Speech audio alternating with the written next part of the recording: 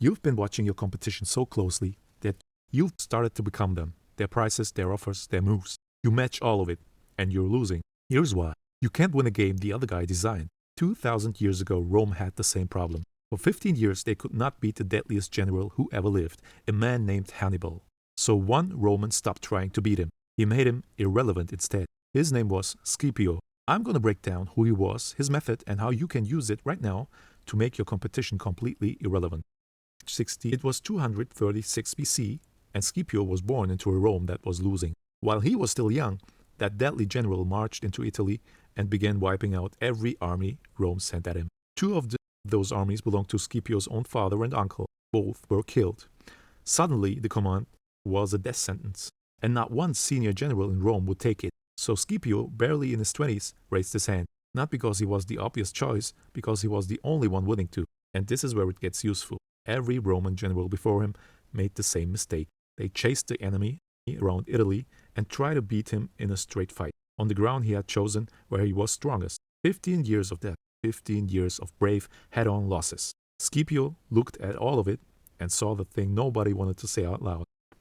The enemy was winning every battle and getting nowhere. All those victories, and he still couldn't take Rome. He was strong on the wrong board. So Scipio did the one thing no one expected. He turned his back on the enemy completely and attacked his home instead. Suddenly, the unbeatable general had to drop everything and rush back to defend his own city. And when he finally turned to Scipio, the army that had made him a legend, the veterans who'd won for 15 years, wasn't with him. Scipio never beat that army. He just made sure it never showed up. Every general before him asked, "How do I beat this man?" Scipio asked, "How do I make him not matter?" But here's the part that makes it deadly. He didn't win by being stronger, he won by moving the fight to ground where the other man's strength counted for nothing. It's the same reason the smartest companies don't try outspend the giant in their lane. They start the lane the giant isn't even in. Rome knew this 2,000 years before the word competition showed up on a single business card. And this is how you use it. When I left television to go out on my own as a copywriter, I was nobody.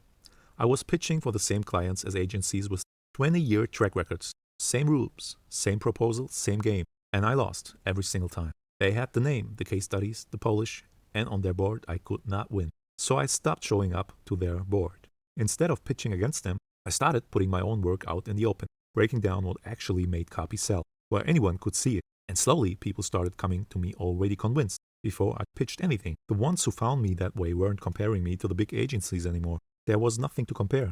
I had moved the whole thing to ground where their size meant nothing. They were still winning a game I quietly walked away from. You don't beat the bigger competition by playing their game better. You beat them by refusing to play it at all. Find the ground where everything they're proud of, their size, their budget, their head start, counts for nothing. Then build there. Stop trying to win their war. Start your own. That's how you make your competition completely irrelevant. Thank you for watching. If you did enjoy, please subscribe so more people can see this. Thank you.